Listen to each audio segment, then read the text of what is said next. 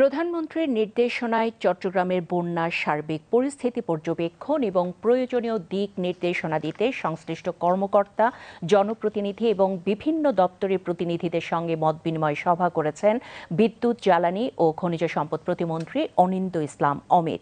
আজ সকালে চট্টগ্রাম সার্কিট হাউসে এই মতবিনিময় সভা অনুষ্ঠিত হয়। সভায় দুর্যোগ পরবর্তী সার্বিক পরিস্থিতি, বিদ্যুৎ সরবরাহ ব্যবস্থা সচল রাখা এবং জরুরি সেবার কার্যক্রম নিয়ে আলোচনা হয়। প্রতিমন্ত্রী বলেন, প্রধানমন্ত্রীর নির্দেশনায় সরকারের সংশ্লিষ্ট সকল সংস্থা সমন্বিতভাবে কাজ করছে। মাঠ পর্যায়ের বাস্তব পরিস্থিতি নিবিড়ভাবে পর্যবেক্ষণ করা হচ্ছে। ক্ষয়ক্ষতি এবং সেবার অবস্থা পর্যালোচনা করে প্রয়োজনীয় সিদ্ধান্ত গ্রহণ করা হবে।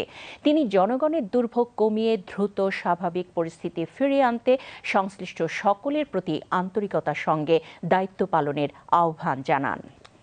সাথে ভার্চুয়াল বৈঠকে যারা উপস্থিত ছিলেন তারা তাদের প্রত্যেকের জেলার পরিস্থিতি তারা একটু সামারাইজ ফর্মে তারা উপস্থাপন করেছেন।